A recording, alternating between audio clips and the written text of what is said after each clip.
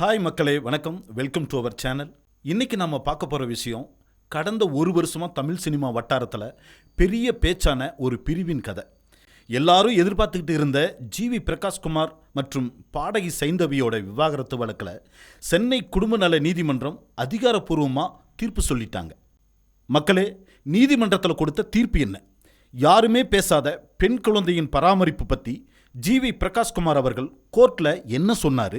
ஒரு யூடியூபராக இந்த விஷயத்தை உண்மையாக உணர்வுபூர்வமாக நாம் பார்த்து பேச போகிறோம். வாங்க டீட்டெயிலாக பார்க்கலாம். போன வருஷம் மே மாதம் திடீர்னு ஜிவி பிரகாஷும் சைந்தவி அவர்களும் அவங்க சமூக வலைதளங்களில் ஒரு அறிவிப்பை வெளியிடுறாங்க. 11 வருஷ திருமண வாழ்க்கைக்கு பிறகு மன அமைதிக்காகவும் ஒருத்தரோட நல்வாழ்வுக்காகவும் நாம் பிரிஞ்சு போகிறோம்னு சொன்னாங்க. உடனே சோசியல் மீடியா கொந்தளிச்சு போச்சு. ஏகப்பட்ட வதந்திகள். ஆனால் 2 பேருமே இது பரஸ்பர முடிவு, வேறு எந்த காரணமும் இல்லைன்னு தெளிவுபடுத்தினாங்க. அதுதான் அவங்க மேலே நமக்கு ஒரு பெரிய மரியாதையை கொண்டு வந்தது. பொதுவாக ஈகோ மோதல்னு சொல்கிற இடத்துல இவங்க மன அமைதியை பேசினாங்க. சரி, மே மாதம் பிரிஞ்சு வாழ்கிறதா சொன்னவங்க அடுத்த மார்ச் மாதம் சென்னை குடும்ப நல நீதிமன்றத்தில் விவாகரத்து கேட்டு மனு தாக்கல் பண்ணாங்க. கோர்ட்டும் வழக்கம் போல் 6 மாத கால அவகாசம் கொடுத்தாங்க.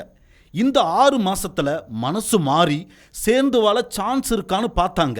இப்போது ரீசெண்டாக செப்டம்பர் மாதம் 25 இந்த வழக்கு மறுபடியும் விசாரணைக்கு வந்துச்சு. இங்கே தான் ஒரு முக்கியமான திருப்பம் ஏற்பட்டது. 2 பேருமே நீதிமன்றத்தில் நேரில் ஆஜராகி நாங்கள் சேர்ந்து வாழ விரும்பலை, பிரிஞ்சு வாழ்கிற முடிவில் உறுதியாக இருக்கோம்னு தெளிவாக 2 பேரும் சொல்லிட்டாங்க. இந்த விவாகரத்து வழக்கில் எல்லாரும் கேட்க தயங்கின ஒரு கேள்வி என்னன்னா, அவங்களோட பெண் குழந்தையின் பராமரிப்பு விஷயத்தில் இவங்களுக்கு அன்பின்னு ஒரு 4 வயசு பெண் குழந்தை இருக்காங்க. குழந்தைக்கு என்ன ஆச்சு? கோர்ட்டு இதை பற்றி என்ன சொன்னது? அங்கே தான் ஜிவி பிரகாஷ் அவர்கள் உண்மையிலேயே ஒரு மெச்சூர்டான அப்பாவாக நின்னார்.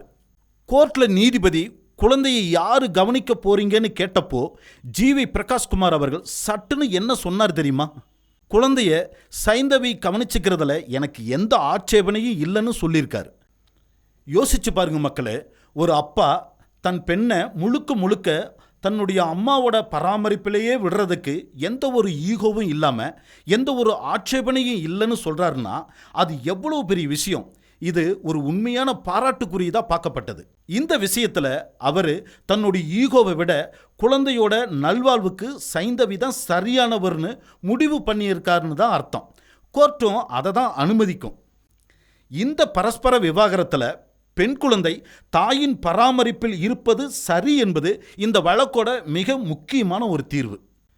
ஜிவி பிரகாஷ் அவர்களும் சைந்தவி அவர்களும் உறுதியாக சொன்னதால் செப்டம்பர் 30 சென்னை 1வது கூடுதல் குடும்ப நல நீதிமன்றத்தில் பரஸ்பர விவாகரத்து வழங்கி தீர்ப்பளிச்சிட்டாங்க. இந்த இருவருக்கும் உண்டான பிரிவுக்கு பின்னாடியும் ஒரு இசை நிகழ்ச்சியில் சேர்ந்து இணைந்து பாடி கலைக்குள்ள ஒரு மரியாதை இருக்குன்னு நிரூபிச்சிருக்காங்க.